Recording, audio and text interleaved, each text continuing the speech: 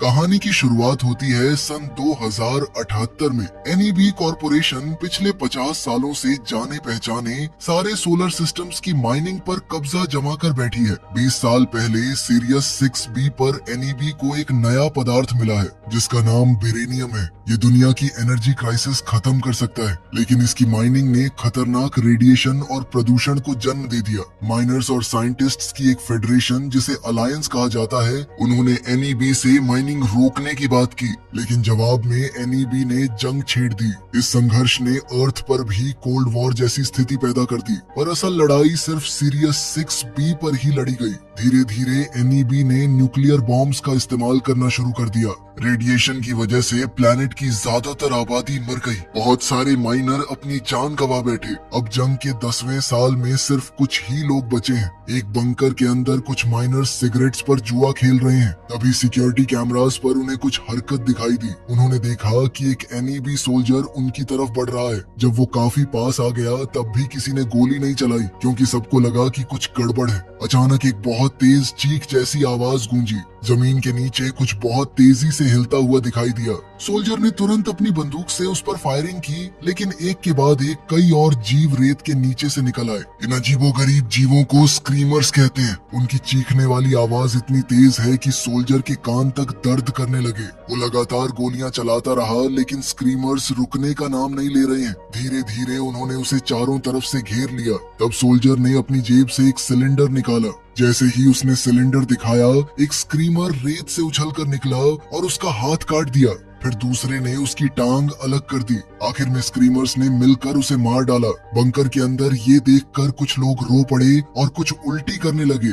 इसी दौरान चक वहां पहुंचा। उसने कहा कि अगर स्क्रीमर्स ना होते तो अलायंस ये जंग कब की हार चुका होता। लेकिन उसे एक बात समझ नहीं आ रही है, एक एनईबी सोल्जर अकेला बंकर के पास क्यों आया? एक माइनर ने अंदाजा लगाया कि शायद वो चाहता है कि लोग उस सिलेंडर को देखें। चक ने सिलेंडर लाने का फैसला किया। उसने अपनी कलाई पर पहना हुआ ब्रेसलेट चालू किया, जो स्क्रीमर्स को दूर रखता है, और बंकर से बाहर निकल गया। जब तक वो पहुंचा, सोल्जर की कटी हुई टांग रेत के नीचे घसीटी जा चुकी है। कुछ ही पलों में पूरी लाश भी रेत के नीचे गायब हो गई। जब स्क्रीमर्स उसका कटा हुआ हाथ भी ले जाने लगे, चक ने फायरिंग करके उन्हें भगा दिया। फिर उसने सिलेंडर उठाया और देखा कि वो अलायंस के लिए एक संदेश है। थोड़ी देर बाद चक सिलेंडर लेकर कमांडर जोसेफ के पास पहुंचा। उसने बताया कि 6 महीने से किसी एनईबी सोल्जर को नहीं देखा गया, इसलिए ये सब बहुत अजीब लग रहा है। जोसेफ सिलेंडर खोल नहीं पाया। कुछ देर बाद सिलेंडर खुद ही खुल गया और उसमें से संदेश बाहर आ गया। संदेश एनईबी आर्मी के मार्शल की तरफ से है। उसमें शांति वार्ता की मांग की गई है। चक को ये अच्छी खबर लगी, लेकिन जोसेफ को पूरा मामला एक जाल जैसा लगा। इसके बाद जोसेफ ने कम्युनिकेशन ऑफिसर को अर्थ पर संदेश भेजने को कहा, ताकि पूछा जा सके कि आगे क्या करना चाहिए। ऑफिसर ने बताया कि इमरजेंसी फ्रीक्वेंसी पर एक ट्रांसपोर्ट शिप उतरने की परमिशन मांग रही है। ये बात और भी अजीब है क्योंकि बंकर शिपिंग रूट से बहुत दूर है। जोसेफ ने कहा कि पहले पता लगाओ उनकी इमरजेंसी क्या है। तभी जोसेफ और चक ने नोटिस किया कि मार्शल के संदेश के साथ एनईबी कमांड पोस्ट का एक नक्शा भी भेजा गया है। जोसेफ को फिर भी सब कुछ गलत लग रहा है। उसके मॉनिटर्स दिखा रहे हैं कि एनईबी की तरफ से 2 हफ्तों से कोई रेडियो सिग्नल नहीं आया। कुछ समय बाद सेक्रेटरी ग्रीन का हॉलोग्राम संदेश आया। उसने बताया कि एनईबी ने सीज फायर मांगा है और शायद जंग खत्म होने वाली है। एक दूसरे प्लेनेट पर पेरिनियम नाम का एक दूसरा एलिमेंट मिल गया है जो रेडिएशन पैदा नहीं करता, इसलिए एनईबी वहां माइनिंग शुरू कर सकती है। लेकिन तभी हॉलोग्राम टूटने लगा। रेडिएशन से भरे डस्ट स्टॉर्म ने सिग्नल में रुकावट पैदा कर दी। कुछ बटन्स दबाने के बाद तस्वीर वापस आई, लेकिन संदेश का एक हिस्सा खो गया। जो हिस्सा सुनाई दिया उसमें ग्रीन कह रहा है कि किसी भी हालत में एनईबी बेस से संपर्क मत करना, वरना शांति की कोशिश खतरे में पड़ सकती है। तभी चेतावनी मिली कि डस्ट स्टॉर्म बंकर के पास पहुंचने वाला है। सबने तुरंत एक खास लाल सिगरेट जलाई जो रेडिएशन से बचाने में मदद करती है। अचानक पूरी इमारत जोर जोर से हिलने लगी। बिजली चली गई, फर्नीचर इधर उधर गिरने लगा और लोग घबरा कर बाहर दौड़ पड़े। बाहर आकर उन्होंने देखा कि वही ट्रांसपोर्ट शिप पास में क्रैश हो गई है। कुछ लोग आग बुझाने लगे, जबकि कुछ बचे हुए लोगों को ढूंढने के लिए शिप के अंदर घुस गए। अंदर पहुंचकर उन्हें पता चला कि ये कोई आम कमर्शियल शिप नहीं है। अंदर बैठे लोग सिविलियंस नहीं है, ज्यादातर लोग मर चुके हैं, लेकिन मलबे के नीचे एक आदमी जिंदा मिला। इस आदमी का नाम एस है। जब कार्गो चेक किया गया तो सब और भी ज्यादा चौंक गए। अंदर हथियारों के दर्जनों बॉक्सेस पड़े हैं, उनमें एक न्यूक्लियर रिएक्टर भी है। सबने एस को बंकर ले जाने का फैसला किया क्योंकि उसके पास स्क्रीमर्स से बचने वाला ब्रेसलेट नहीं है। लेकिन रास्ते में एस अचानक वापस शिप की तरफ भाग गया। वो अपना डिस्क मैन लेने गया है। जैसे ही वो शिप के पास पहुंचा, स्क्रीमर्स उसकी तरफ दौड़ पड़े। क्रू ने लगातार फायरिंग करके उन्हें रोकने की कोशिश की। फिर भी एक स्क्रीमर शिप तक पहुंच गया और उसने धातु को काटकर अंदर से एक लाश चुरा ली। डिस्क मैन मिलते ही एस भागा, लेकिन एक उछलता हुआ स्क्रीमर उसके सामने आ गया। एन मौके पर जोसेफ ने गोली चलाकर स्क्रीमर को खत्म कर दिया और एस की जान बचा ली। वापस बेस पर जाकर जब उसने स्क्रीमर की जांच की तो पता चला कि ये एक नया मॉडल है और इसमें पहले से ज्यादा एडवांस चिप लगी हुई है। एस उससे मिलने आया और बताया कि वो गनरी स्पेशलिस्ट है। उसने स्क्रीमर्स के बारे में पूछा तो जोसेफ ने समझाया कि अलायंस ने उन्हें अर्थ पर बनाया है ताकि ये जंग खत्म की जा सके।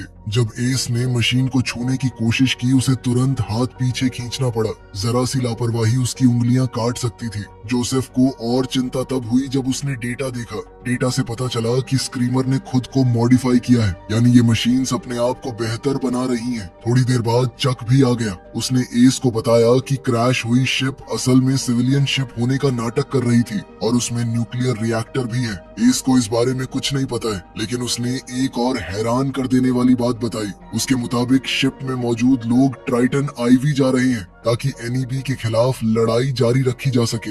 ये सुनकर जोसेफ ने ग्रीन के संदेश का जिक्र किया। तब एस ने कहा कि ग्रीन तो 2 साल पहले मर चुका है। ये सुनते ही जोसेफ गुस्से से भर गया और एस को कमरे से बाहर निकाल दिया। उसके बाद जोसेफ और चक के बीच बहस हुई। चक को एस की बात पर यकीन नहीं है। उसका कहना था कि अगर अलायंस ने सच में हमें छोड़ दिया है तो अब तक राशन और बाकी सामान कैसे मिल रहा है। जोसेफ चिल्लाया और बोला कि सच को स्वीकार करो, उन्हें धोखा दिया गया है, सबको यहाँ मरने के लिए छोड़ दिया गया है। उसका मानना है कि एनईबी मार्शल को भी ये सच पता चल गया है, इसीलिए उसने शांति का संदेश भेजा। आखिरकार जोसेफ ने खुद एनईबी बेस जाकर सच जानने का फैसला किया। चक साथ चलना चाहता है, लेकिन जोसेफ ने उसे बंकर का नया नेता बना दिया। सफर में जोसेफ के साथ सिर्फ एस जाने वाला है। रवाना होने से पहले चक ने अपना ब्रेसलेट एस को दे दिया। उसने समझाया कि स्क्रीमर्स जिंदा लोगों की धड़कन पहचान कर हमला करते हैं। ब्रेसलेट एक ऐसा सिग्नल भेजता है जिससे मशीन्स को लगता है कि पहनने वाले की धड़कन रुक चुकी है। हालांकि कभी कभी रेडिएशन ब्रेसलेट के टर्मिनल्स को खराब कर देती है। दोनों ने अपने हथियार संभाले और बंकर से बाहर निकल पड़े। सफर के दौरान एस अपने डिस्क मैन पर गाने सुनता रहा। दोनों बर्फ से ढके वीरान इलाकों से गुजरते रहे। जब एस ने हवा के बारे में शिकायत की, जोसेफ ने बताया कि रेडिएशन ने पूरे वातावरण को जहरीला बना दिया है। उसने एस को एक लाल सिगरेट दी जो रेडिएशन के असर से बचाने में मदद करती है। रास्ते में उन्होंने दूर से पुरानी खदानों को देखा। जोसेफ ने उदासी भरी नजर से उनकी तरफ देखा और कहा कि एक समय यही खदानें पूरी गैलेक्सी का सबसे मुनाफा देने वाला व्यापार हुआ करती थी। कुछ देर बाद जोसेफ और एस उस बर्बाद शहर तक पहुंचे जिसे एनईबी ने बमबारी करके मिटा दिया है। हमला अलायंस पर करना था, लेकिन उसमें हजारों आम लोगों की जान चली गई। रास्ते में जोसेफ ने अपनी पुरानी कहानी सुनाई। उसने बताया कि वो 20 साल पहले इस ग्रह पर एक खान मजदूर के रूप में आया था। उस समय वो और उसके साथी एनईबी के लिए काम करते थे, लेकिन धीरे धीरे उन्होंने खनन करना बंद कर दिया और विरोध शुरू कर दिया। 4 साल तक तनाव बना रहा। आखिरकार एनईबी ने पूरे इलाके पर बॉम्ब गिरा दिए। तब से जोसेफ और उसके लोग बंकर में छुपे हुए जी रहे हैं। तभी अचानक एक तेज चीख जैसी आवाज गूंजी। एस ने पलट कर देखा तो एक स्क्रीमर बर्फ के नीचे एक मरे हुए चूहे को घसीट कर ले जा रहा है। उसने तुरंत गोली चला दी। स्क्रीमर भाग निकला और जोसेफ ने उसे रोकने की कोशिश की। एस को समझ नहीं आया कि स्क्रीमर्स मरे हुए जानवरों के पीछे क्यों पड़े रहते हैं। जोसेफ ने बताया कि सड़ते हुए मांस से मीथेन गैस निकलती है और स्क्रीमर्स उसी को ईंधन की तरह इस्तेमाल करते हैं। उनकी तैयारी जमीन के नीचे होती है। पूरी प्रक्रिया अपने आप चलती है और अब ये मशीन्स खुद को खुद बना रही हैं। ये कैसे हो रहा है इस बारे में कोई नहीं जानता। ये बात सुनकर एस काफी डर गया। कुछ दूर चलने के बाद दोनों को किसी के आने की आवाज सुनाई दी। वो तुरंत जमीन पर लेट गए और अपने हथियार तैयार कर लिए, लेकिन सामने एक छोटा सा लड़का निकला जो एक टेडी बेयर पकड़े हुए है। जोसेफ उसके पास गया और उससे बात की। लड़के का नाम डेविड है। उसने बताया कि वो शहर के खंडहरों में अकेला रहता है, खाने का जुगाड़ करके जिंदा है, लेकिन क्या खाता है ये उसने नहीं बताया। उसका कहना है कि वो स्क्रीमर्स से छुप कर बच गया है। डेविड ने उनसे गुजारिश की कि उसे अपने साथ ले चलें। पहले जोसेफ ने मना कर दिया। उसने उसे थोड़ा खाना दिया और वादा किया कि 2 दिन बाद लौटते वक्त उसे साथ ले जाएगा, लेकिन एस का दिल पिघल गया। डेविड भी लगातार विनती करता रहा। आखिर में जोसेफ मान गया और लड़के को साथ ले लिया। रात होने पर तीनों एक पुरानी इमारत में रुक गए और आग जलाकर आराम करने लगे। जोसेफ ने बंकर से संपर्क किया। उसे पता चला कि वहाँ एक नया मेहमान आया है, लेकिन संकेत कमजोर है, इसलिए बात ज्यादा देर तक नहीं चल सकी।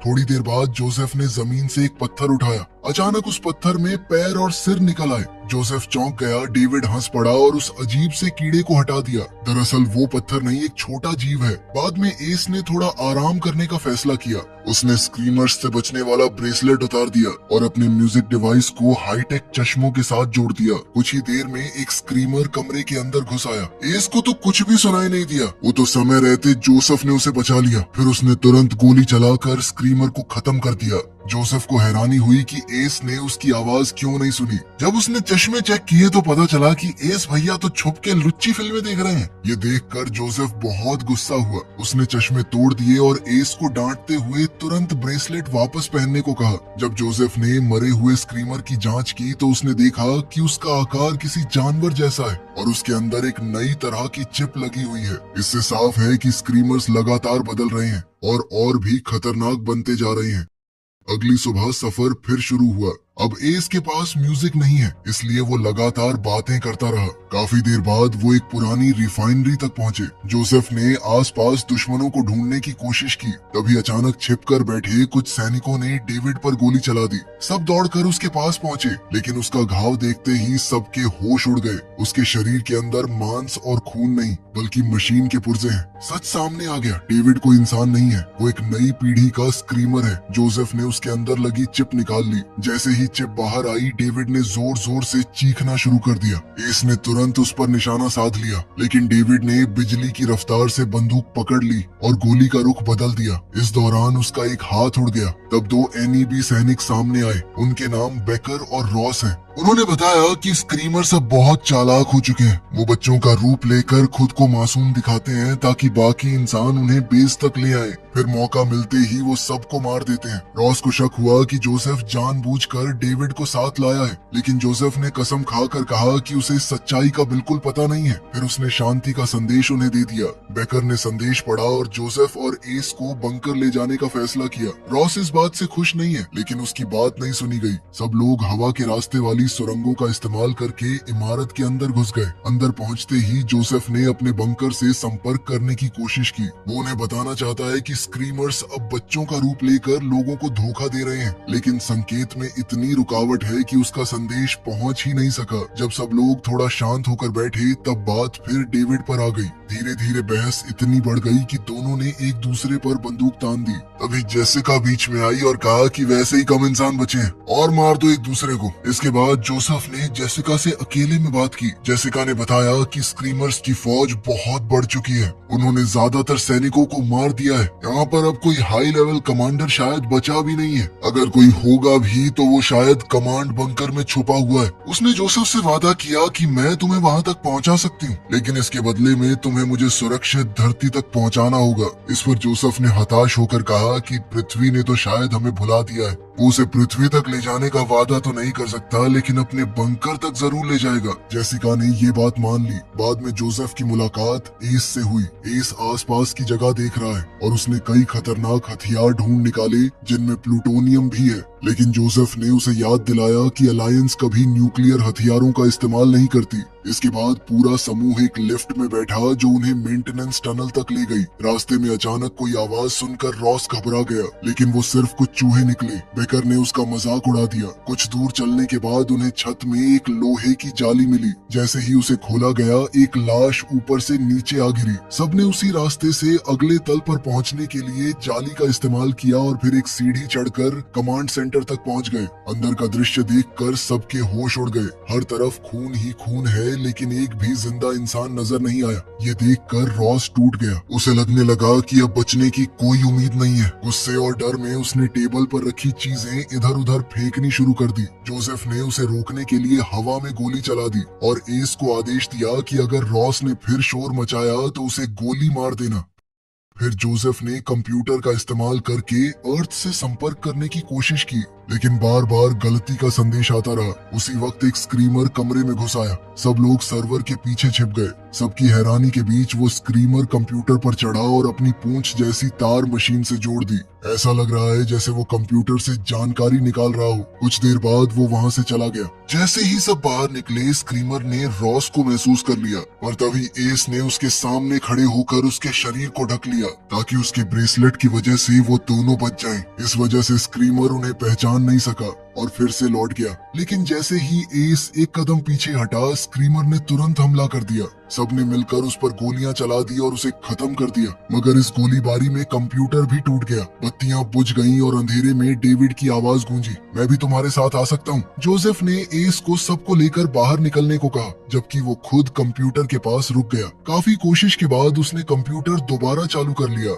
और स्क्रीमर की चिप को स्कैन किया। इससे उसे स्क्रीमर के गुप्त रिकॉर्ड मिल गए। अंधेरे में दो डेविड घूम रहे हैं और जोसेफ उनकी बातें सुन सकता है। साथ ही वो अलग अलग स्क्रीमर मॉडल की जानकारी देख रहा है। तभी एक डेविड उसके काफी करीब आ गया। अचानक उसका मासूम चेहरा बदलकर एक डरावने राक्षस जैसा हो गया। जोसेफ ने बिना देर किए गोली चला दी और वहाँ से भाग निकला। उधर लिफ्ट के पास एस जोसेफ का इंतजार करना चाहता है, लेकिन रॉस ने मना कर दिया। टनल में भागते वक्त जोसेफ बार बार गिर रहा है। हर तरफ डेविड की आवाज गूंज रही है और लग रहा है कि वो उसके और करीब आता जा रहा है। एक पल के लिए जोसेफ तब और घबरा गया जब एक चूहा उसके कंधे पर चढ़ गया और किसी की परछाई उसके पीछे नजर आई, लेकिन वो एस है। दोनों जान बचाकर दौड़ते रहे। उनके पीछे स्क्रीमर की चीख जैसी आवाजें गूंज रही हैं। दरवाजा बंद करने के बाद वो लिफ्ट की तरफ भागे। बाकी लोग पहले ही जा चुके हैं और लिफ्ट बहुत धीरे धीरे नीचे आ रही है। इसी बीच स्क्रीमर दरवाजे को जोर जोर से हिलाने लगे। आखिरी पल पर लिफ्ट पहुंच गई और उसके अंदर जेसिका मौजूद है। जोसेफ और एस तुरंत उसमें चढ़ गए और बच निकले। अगले लेवल पर पहुंचकर सब दोबारा इकट्ठा हुए। जोसेफ ने कंप्यूटर में देखी हुई बात सबको बताई। डेविड असल में टाइप 3 स्क्रीमर है और रेप्टाइल टाइप 1। इसका मतलब है कि एक और प्रकार का स्क्रीमर मौजूद है जिसे उन्होंने अभी तक नहीं देखा है। जेसिका और दूसरों ने समझाया कि टाइप 2 एक घायल सैनिक की तरह दिखता है जो मदद के लिए रोता और पुकारता है। कुछ महीने पहले तक ऐसे स्क्रीमर नजर आते थे, लेकिन अब वो गायब हो चुके हैं। तब बेकर को एक बात याद आई। टाइप 2 बहुत कम बोलता है। उसने तुरंत रॉस पर शक जताया और कहा कि शायद वही टाइप 2 है। रॉस घबरा गया और बंदूक उठाने लगा, लेकिन उससे पहले ही बेकर ने उसकी छाती में चाकू फेंका ताकि पता चल सके कि वो इंसान है या मशीन। इसने भी बेकर की बात का समर्थन किया क्योंकि उसे याद आया कि रॉस ने सबके साथ विस्की नहीं पी थी। लेकिन जब जोसेफ ने रॉस के सीने से चाकू निकाला तो उसमें से खून बह निकला। रॉस इंसान है। बेकर ने डर और शक में एक निर्दोष आदमी की जान ले ली थी। अब शक की सुई बेकर की तरफ मुड़ गई। जेसिका ने कहा कि उसने बेकर को सिर्फ 2 दिन पहले देखा है। उसे उसके बारे में कुछ भी पता नहीं है। बेकर ने उसे चुनौती देते हुए कहा कि अगर उसे शक है तो गोली चला दे, लेकिन जेसिका गोली नहीं चला सकी। आखिरकार ग्रुप उस इमारत से बाहर निकल गया। जोसेफ ने बंकर से संपर्क करने की कोशिश की, लेकिन कोई जवाब नहीं मिला। बेकर ने रॉस की मौत के लिए माफी मांगने से भी इनकार कर दिया। उसका कहना है कि वो सिर्फ एक गलती थी। ये सुनकर जोसेफ का गुस्सा फूट पड़ा। उसने साफ कह दिया कि अगर जरूरत पड़ी तो वो बेकर को खुद मार देगा।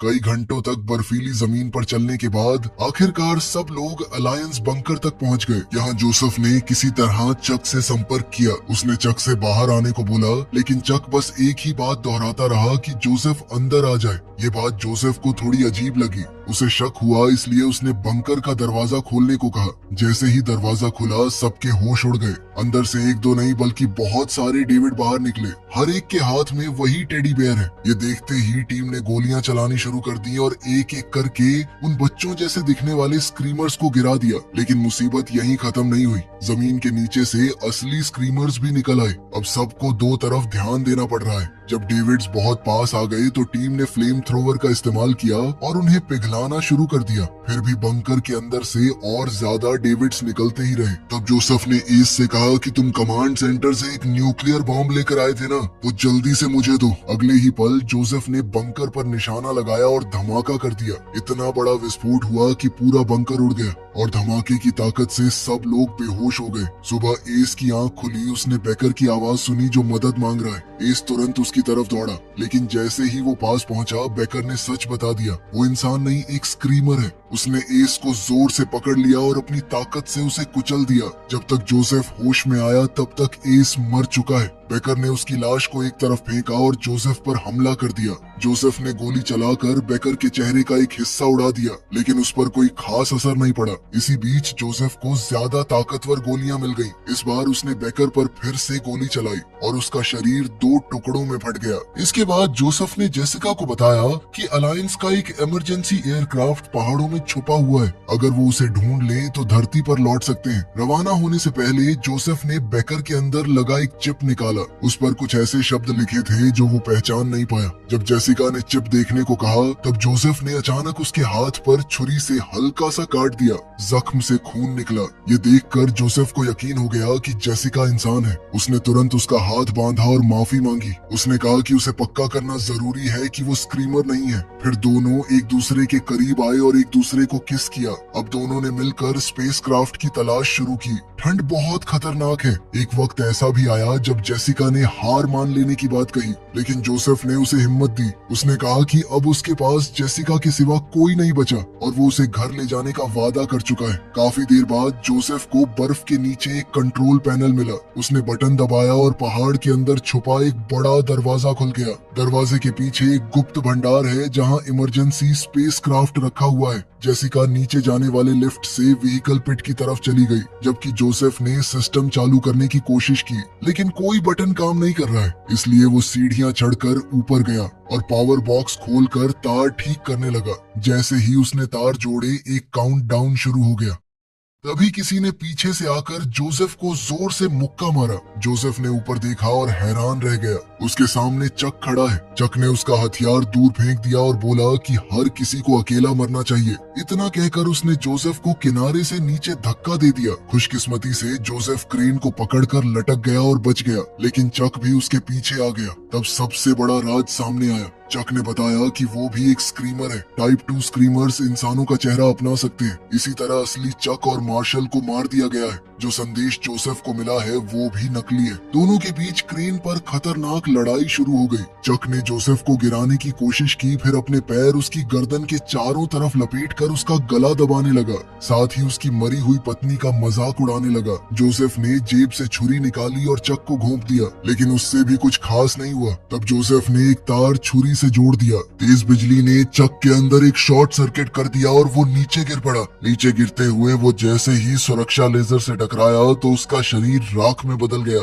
जोसेफ क्रेन के सहारे नीचे उतरा और जेसिका से जा मिला, लेकिन नीचे पहुंचकर एक और बुरी खबर मिली। स्पेसक्राफ्ट में सिर्फ एक व्यक्ति के बैठने की जगह है। जोसेफ ने जेसिका को किस किया और उसे स्पेसक्राफ्ट में बैठने को कहा, लेकिन जेसिका ने मना कर दिया। तभी उनके पीछे से एक और जेसिका सामने आ गई। ये देखकर जोसेफ सन्न रह गया। दूसरी जेसिका असल में टाइप 4 स्क्रीमर थी। ये इतनी एडवांस मशीन है कि इससे खून भी निकलता है और वो पूरी तरह इंसानों जैसा व्यवहार करती है। गुस्से में जोसेफ ने पहली जेसिका को धक्का दे दिया और खुद स्पेसक्राफ्ट की तरफ बढ़ा, लेकिन दूसरी जेसिका ने उसे पकड़कर दूर फेंक दिया। अगले ही पल पहली जेसिका वापस आ गई और दोनों जेसिकास आपस में लड़ने लगी। दोनों की लड़ाई पूरे पिट में फैल गई। कई बार वो लेजर से टकराई और उनके शरीर के हिस्से जलते और कटते रहे। इसी दौरान जोसेफ चुपके से एक बंदूक तक पहुंच गया। आखिरकार जेसिका 2 ने जेसिका 1 को छुरी मार कर हरा दिया, लेकिन उसकी जीत ज्यादा देर नहीं टिक पाई। जोसेफ उसने तुरंत उस पर गोली चला दी। मरते वक्त उसने इतनी तेज चीख निकाली कि जोसेफ का संतुलन बिगड़ गया और वो गिरने लगा। इसी वक्त स्पेसक्राफ्ट के इंजन चालू हो गए। इंजन की भयानक आग ने जेसिका 2 को अपनी लपेट में ले लिया। कुछ ही पलों में वो जलकर फट गई। जमीन पर पड़ी जेसिका 1 अपनी आखिरी सांसें ले रही थी। उसने जोसेफ का शुक्रिया अदा किया, ये कहते हुए कि तुमने मुझे प्यार करना सिखाया। ये सुनकर जोसेफ ने उसे एक आखिरी बार चूम लिया। दिल भारी होने के बाद भी जोसेफ स्पेसक्राफ्ट में बैठा और आखिरकार उस नरक जैसे ग्रह को छोड़कर उड़ गया। उसके पास उस दुनिया की बस एक ही याद बची थी, वो टेडी बेयर। लेकिन कहानी अभी खत्म नहीं हुई। जब स्पेसक्राफ्ट अंतरिक्ष में उड़ रहा है, जोसेफ ने अपना ब्रेसलेट उतारा। तभी उस टेडी बेयर ने अचानक हिलना शुरू कर दिया। जोसेफ को पता भी नहीं है कि वो टेडी बेयर भी एक स्क्रीमर है और अब वो धरती की तरफ जा रहा है। वीडियो पसंद आई तो